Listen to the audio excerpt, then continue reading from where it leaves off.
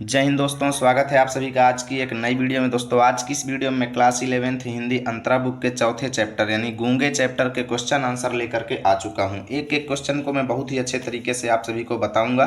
तो चलिए बिना देरी के वीडियो की शुरुआत करते हैं और एक एक प्रश्न का उत्तर देख लेते हैं। ठीक है, तो पहला प्रश्न है हमारे सामने कि गूंगे ने अपने स्वाभिमानी होने का परिचय किस प्रकार दिया। ठीक है ना, यानी कैसे पता चलता है कि गूंगा एक स्वाभिमानी आदमी था। तो उत्तर में लिखेंगे कि गूंगे ने अपने स्वाभिमानी होने का प्रमाण संकेतों के द्वारा दिया।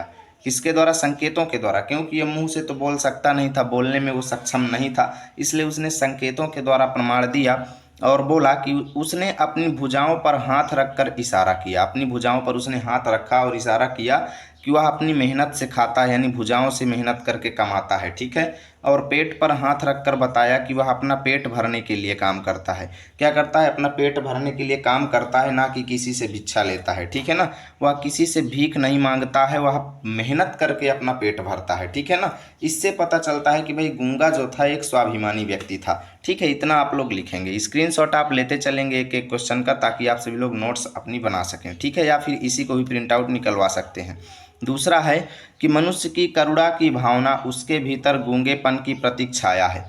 कहानी के इस कथन को वर्तमान सामाजिक परिवेश के संदर्भ में स्पष्ट कीजिए। जनरली इस क्वेश्चन का मतलब क्या है दोस्तों? इस क्वेश्चन का मतलब ये है कि आजकल के समय में मनुष्य के अंदर दया तो होती है, करुणा की भावना तो होती है, लेकिन किस रूप में होती है? गूंगेपन के रूप में। अर्थात देखो, गूंगा व्यक्ति के मन में कितना दुख है, कितना कष्ट है, वह कि उसको मुंह से अपने बता नहीं सकता। ठीक उसी प्रकार आज के समय में मनुष्य एक दूसरे के दुख को देख करके दुखी होंगे, लेकिन केवल मन में। सोचो कि उस दुख के प्रति वो कुछ करें तो कुछ करेंगे भी नहीं। ठीक है, आपका दुख देख लेंगे। जैसे कहीं मान लो रोड में कहीं पर एक्सीडेंट हो गया, तो लोग केवल वहां पर वीडियो बनाएंगे, तमाशा देखेंगे, ना कि जा करके लोगों की हेल्प करेंगे। यानी दुखी तो होंगे, केवल मन ही मन, बाहर उसके लिए कुछ काम नहीं करेंगे। ठीक है ना, तो इस प्रश्न का हम उत्तर यहाँ पर लिखेंगे कि जिस प्रकार गूंगा व्यक्ति अपनी भावनाओं को व्यक्त नहीं कर सकता, ठीक उसी प्रकार वर्तमान समय में लोग दूसरों के प्रति दया तो महसूस करते हैं, उनके अंदर करुणा की भावना तो होती है, लेकिन किस रूप में? गूंगेपन की प्रतीक्षाया, अर्थात गूंगे की एकदम फोटोकॉपी।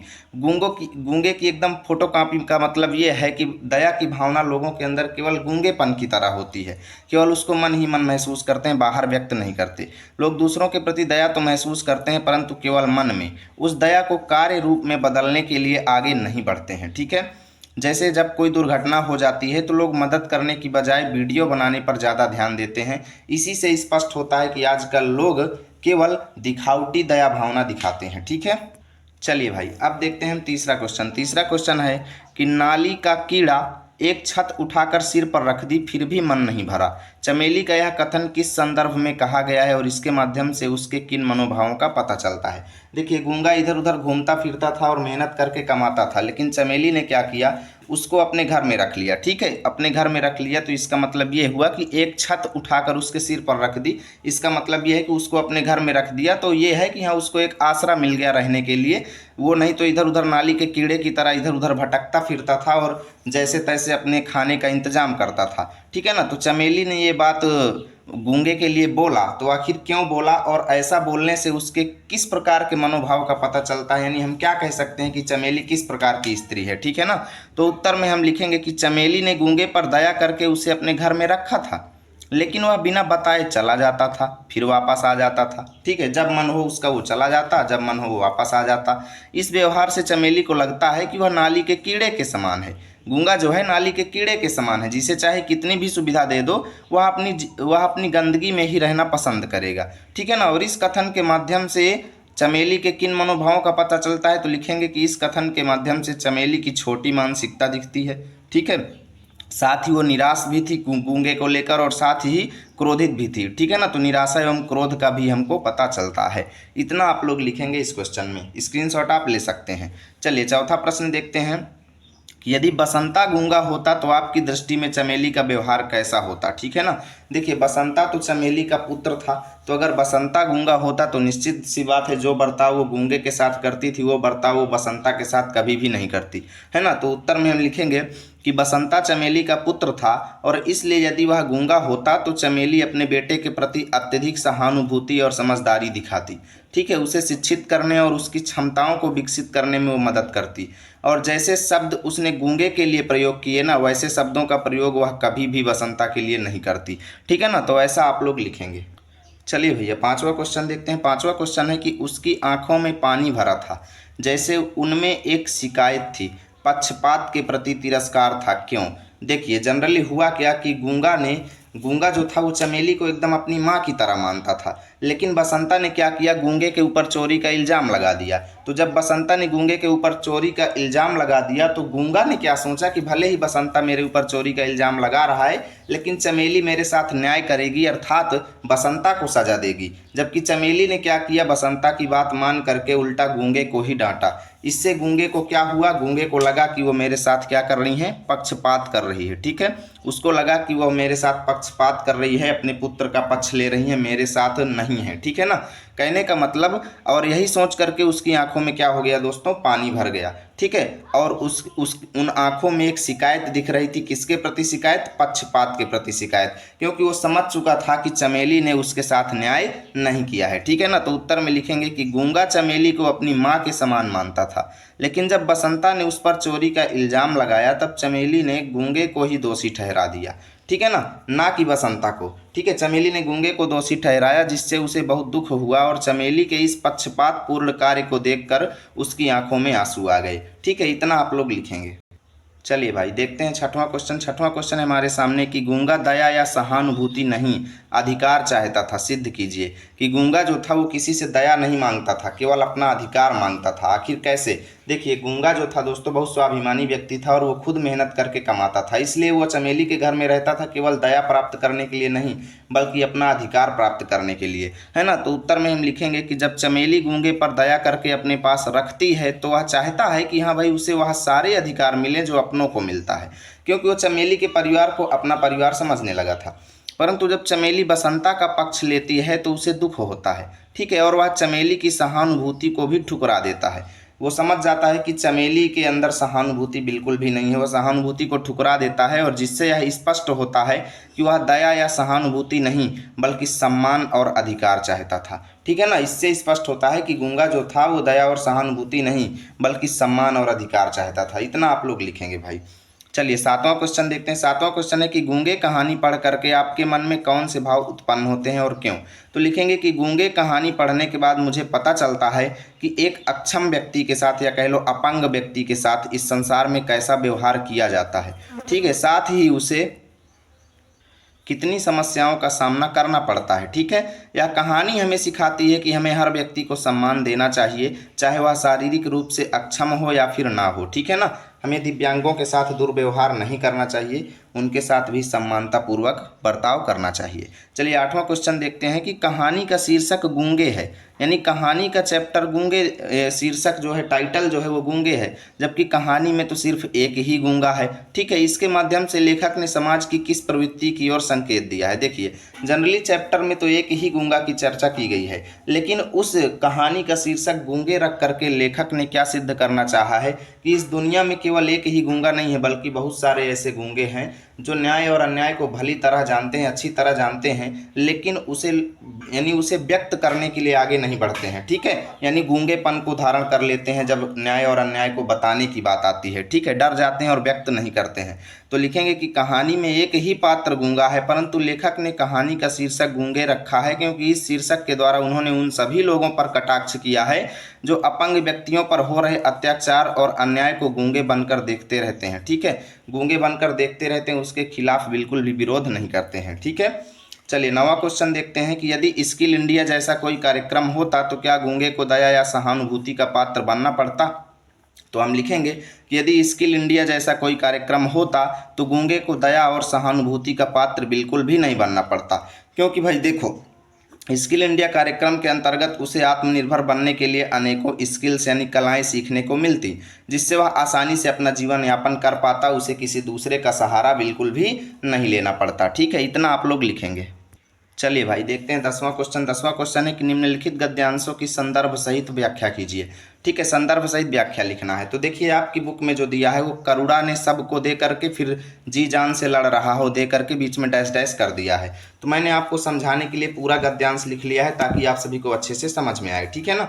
तो करुणा ने सबको घेर लिया। देखिए जब गूंगा अपनी कहानी को लोगों के सामने व्यक्त कर रहा था तो उसकी कहानी को समझ समझ करके, देखिए वो मुंह से तो बोल नहीं सकता था, बेचारा संकेतों के द्वारा बता रहा था लोगों को। ठीक है ना। तो संकेतों को समझ समझ करके लोगों को क्या आ गई, दया आ गई। यानी करुणा ने सबको घेर लिया अर्थात लोगों के अंदर दया उत्पन्न हो गई। वह बोलने की कितनी जबरदस्त कोशिश कर रहा था, यानी गूंगा व्यक्ति जो था बोलने की बहुत ज़्यादा कोशिश कर रहा था, प्रयास कर रहा था, लेकिन रिजल्ट कुछ भी नहीं निकल रहा था। ठीक है। वो जब बोलता था तो केवल कर्कश यानी कठोर काय काय का ढेर यानी कौवे की तरह काय काय की बोली बस सुनाई दे रही थी। वो क्या बोल रहा था किसी को कुछ समझ में नहीं आ रहा था। ठीक है ना।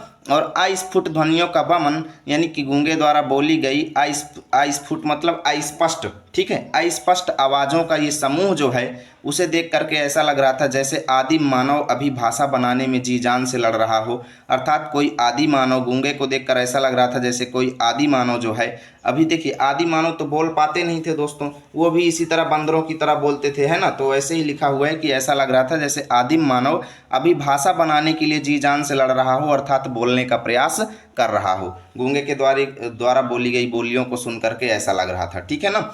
तो संदर्भ हम सबसे पहले लिखेंगे कि प्रस्तुत गद्यांश हमारी पाठ्य पुस्तक अंतरा में संकलित गूंगे पाठ से लिया गया है, जिसके लेखक रांगेय राघव जी हैं। अब देखिए सभी अभी 2-3 प्रश्न और आएंगे व्याख्या वाले और सभी में संदर्भ सेम रहेगा। ठीक है। तो प्रश्न में बोला गया है कि संदर्भ सहित व्याख्या कीजिए, इसलिए संदर्भ हमें लिखना जरूरी है। संदर्भ हम बार बार नहीं बताएंगे, आप लोग स्क्रीनशॉट ले लीजिएगा, सभी प्रश्न में बस इसी को लिखना है। व्याख्या में लिखेंगे कि जब गूंगा अपने कष्टों को संकेत के माध्यम से बता रहा था तो उसे देख करके सबको उसके ऊपर दया आ गई। वह बोलने का बहुत प्रयास करता था लेकिन उसके मुंह से स्पष्ट आवाज़ नहीं निकल रही थी। उसकी आवाज़ को सुनकर ऐसा लग रहा था जैसे कोई कौवा चिल्ला रहा हो। लेखक कहते हैं कि उसको देखकर ऐसा लग रहा था जैसे कोई आदि मानव जो है बोलने का तरीका सीख रहा हो। ठीक है ना। इतना आप लोग लिखेंगे, स्क्रीनशॉट आप ले लीजिए भैया। चलिए आगे देखते हैं।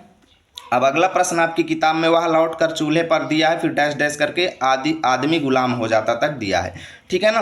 तो देखिए वह लौट कर चूल्हे पर जा बैठी। कौन लौट कर बैठ गई, तो चमेली जो थी जा करके चूल्हे के पास बैठ गई। चूल्हे के अंदर आग जल रही थी। ठीक है। और लेकिन उसी आग से वह सब पक रहा था जिससे सबसे भयानक आग बुझती है। सबसे भयानक आग कौन सी होती है दोस्तों, जठ रानल, जिसको कहते हैं पेट की आग। ठीक है। पेट की आग अर्थात भूख जो होती है सबसे खतरनाक आग है दोस्तों। और इस पेट की वजह से आदमी के लिए गुलाम हो जाता है, अर्थात आप मेरी गुलामी करेंगे अगर आपको खाने के लिए नहीं होगा। कहने का मतलब मैं भी आपकी गुलामी करूंगा तो अपने पेट को भरने के लिए। ठीक है ना। तो कहने का मतलब कि ये पेट की आग ऐसी होती है जिसके कारण आदमी गुलाम हो जाता है। ठीक है ना। तो हम इसको संदर्भ में देखिए मैंने पूर्वत लिख दिया, यानी जो आप यहाँ वाला संदर्भ था सेम उसी को यहाँ भी लिख लेंगे, मैं बार बार नहीं बताऊंगा। ठीक है। व्याख्या हर बार मैं आपको बताऊंगा। तो व्याख्या में लिखेंगे कि चमेली चूल्हे के पास बैठ जाती है जिसमें आग जल रही थी। ठीक है। और उसी आग से वह भोजन पक रहा था जिससे पेट की आग अर्थात भूख मिटती है, जिसके लिए मनुष्य को मनुष्य की गुलामी तक करनी पड़ती है। ठीक है। चमेली गूंगे के बारे में सोचती है कि गूंगा भी मेरी गुलामी केवल पेट की आग के लिए कर रहा है, अन्यथा वह कभी भी मेरी बातों को सहन नहीं करता। ठीक है। मैंने उसके साथ जैसा बर्ताव किया है वो कभी भी सहन नहीं करता, केवल पेट की आग के लिए वो ये सारी चीज़ें सहन कर रहा है। ठीक है। इतना आप लोग लिखेंगे भाई। चलिए गा नंबर देखते हैं।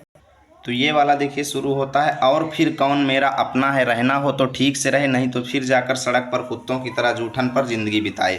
ठीक है ना। तो ये बात चमेली ने बोला था गूंगे के लिए कि गूंगा कोई मेरा अपना नहीं है, अर्थात कोई मेरा सगा व्यक्ति नहीं है, उसे रहना है तो मेरे घर में ठीक से रहे, अन्यथा जा करके फिर सड़क पर कुत्ते की तरह घूमे और जूठन पर अपनी ज़िंदगी बिताए। ठीक है ना।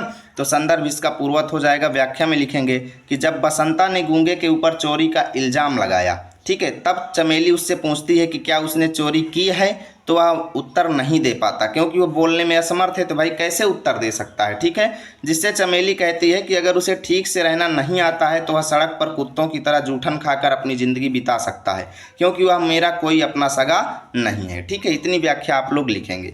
इससे पता चलता है कि चमेली कितनी छोटी मानसिकता वाली थी। ठीक है ना। चलिए घ नंबर देखते हैं।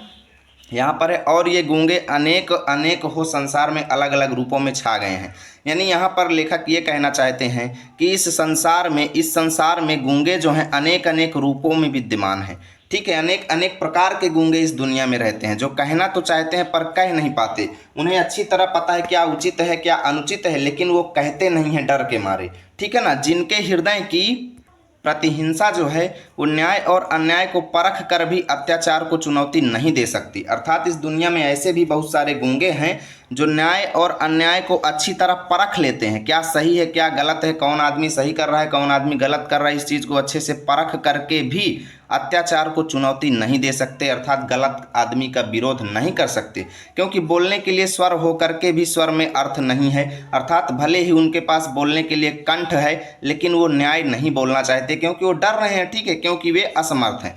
तो यहाँ पर संदर्भ पूर्वत लिखेंगे और व्याख्या में लिखेंगे, जब गूंगा सड़क के लड़कों से पिट करके आया था, ठीक है, और पिट करके आकर के चमेली के दरवाजे पर रो रहा था। ठीक है, तब चमेली सोचती है कि इस दुनिया में, देखिए, उसको पिटते हुए बहुत सारे लोगों ने देखा होगा। जब गूंगे को लड़के पीट रहे थे तब बहुत सारे लोगों ने देखा होगा, लेकिन कोई उसे बचाने की कोशिश नहीं किया। इससे क्या पता चलता है?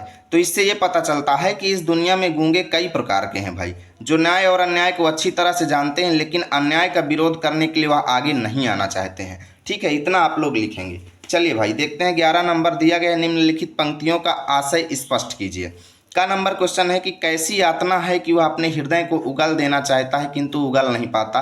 अर्थात एक गूंगा व्यक्ति अपने हृदय की सारी भावनाओं को, सारे कष्टों को दूसरों से बता देना चाहता है, लेकिन बाणी ना होने के कारण वह उसको व्यक्त नहीं कर सकता।